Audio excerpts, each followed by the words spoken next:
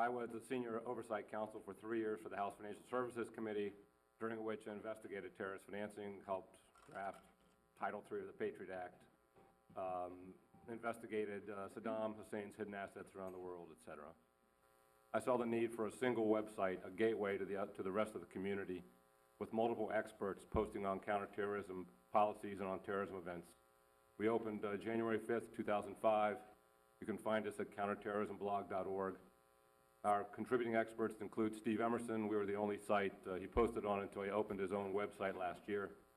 Doug Farah, Evan Coleman, David Gartenstein-Ross, Matt Levitt, before and after he left Treasury, and before and after he served at Treasury, and many others. One of those, by the way, is Waleed Faris, who I can tell you approached John Esposito in Georgetown when they got that money and offered a full range of Islamic studies, a number of possible courses, and was turned down flat. And it's the type of courses he's teaching at Catholic and elsewhere. So we've seen, and I've seen, both in running the blog and in the community and as a registered lobbyist and consultant, the impact of Saudi money. I mentioned one instance this morning, but the impact is far and wide and deep. It's an honor to share this panel with Frank Gaffney and Winfield and Sandra and everybody here in Endowment. I truly appreciate this. It's one thing, you know, for the Saudis to affect a think tank in Washington, and another thing to affect their business, and then it's another to affect a school that basically is in your home county. And so when action started happening on the Islamic Saudi Academy in May, really some real action for the first time in years, I decided to write on it and try and keep up on it. I've written 7 posts on the Counterterrorism blog. I'm very happy you included Nina Shea's May 2006 op-ed in the Washington Post. Nina Shea is one of the heroes in this effort. She's been chasing this for a long time, first at Freedom House and now at the United States Committee for International Religious Freedom.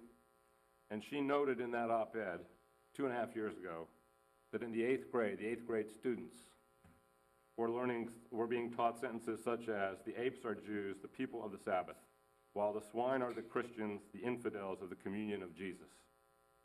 Well, let's fast forward to this year.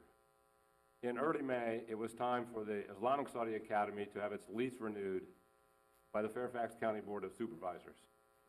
And the Fairfax County Board of Supervisors on May 19th approved that lease, tried to do it quietly. It got picked up in the local press. And they did so while recognizing some kind of report that they had done, which had some problems with the curricula. But nevertheless, they renewed the lease. On June 11th, the International Religious Freedom Commission that Nina Shea is the director of released their new report, following up on the report 2 years ago, in which they really called for the State Department to close the school. And you know, that phrase, the apes are Jews, the people of the Sabbath, while the swine are the Christians, they are still teaching that as the Islamic Saudi Academy in Fairfax County. They're still teaching that. And in spite of all this, Fairfax County and the State Department have done nothing. On June 23rd, Fairfax County punted this issue back to the State Department. They took no leadership action. On June 24th, Congressman Frank Wolf wrote the first of his 3 letters to the State Department demanding some action and adding personal notes such as, the State Department hasn't been doing its duty. June 24th, on or about July 15th, on or about August 1st, Congressman Wolf has written to the State Department demanding a review. He finally asked CRS to do a review of the status of the Islamic Saudi Academy, and they found, as he noted in his last letter, the reason he wrote his last letter, that they are really completely a wholly owned subsidiary of the Saudi embassy. There's no difference whatsoever. And I talked to Congressman Wolf's office yesterday, and just as happened with the first 2 letters, there's no response from the State Department, none whatsoever. Okay? Now, back on June 23rd, I wrote a post on the Counterterrorism blog that got picked up in the press, and I ended up getting interviewed by Fox News over it later, that analyzed the most famous graduate of the Islamic Saudi Academy using the criteria established by the New York Police Department in its seminal study on homegrown radicalization. And here's the language from that study that I applied to Ahmed Omar Abu Ali, the 1999 valedictorian. He was that good. The 1999 valedictorian of the Islamic Saudi Academy, convicted of terrorist offenses, convicted of conspiring to kill President Bush. And I must say, he got around, because when he went overseas to Saudi Arabia, he hooked up with some of the best, or worst, okay, depending on your point of view, terrorists in the world. Some of the LET types, Al-Qaeda leader types, etc. But NYPD notes in their report, most of the same indicators and signatures that were common among the 5 foreign plots were also common to the 3 U.S. plots. They compare the UK and U.S. plots. Generally, the plot members were male Muslims under the age of 35, local residents and citizens who came from varied ethnic backgrounds. Many, but not all, were the children of immigrants from the Middle East or South Asia, the second generation in the U.S.